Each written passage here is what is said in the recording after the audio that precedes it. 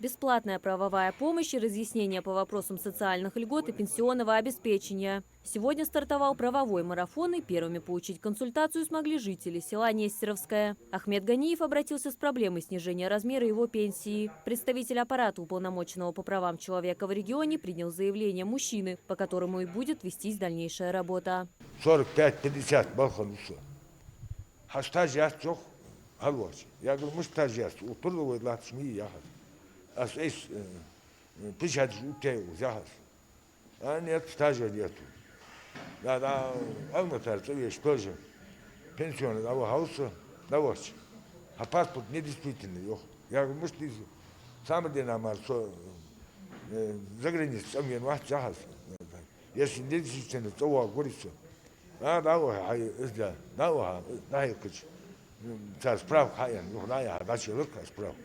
Консультации проходят в зданиях многофункциональных центров в каждом населенном пункте с 14:30 до 17 часов. Услуга довольно востребована среди жителей. Алихан Зангиев тоже пришел, чтобы разобраться с вопросом начисления пенсии. Сотрудники помогли ему заполнить заявление и проконсультировали его.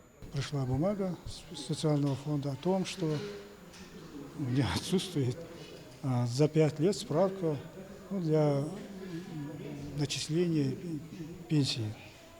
Но я сдавал, мне все это было, не знаю, каким способом, оно утеряно. Повторно сдал бумаги, буду ждать результаты.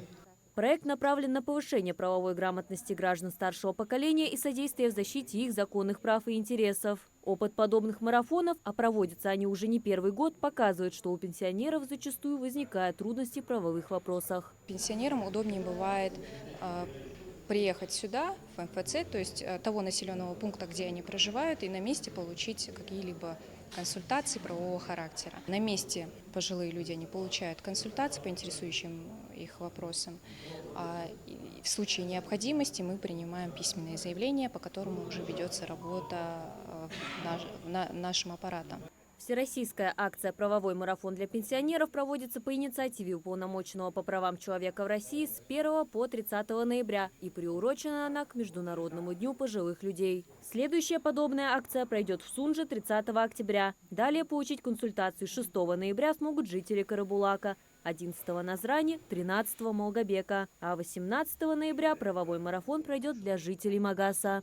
Мария Макиева, Султан Мугушков, Магас 24.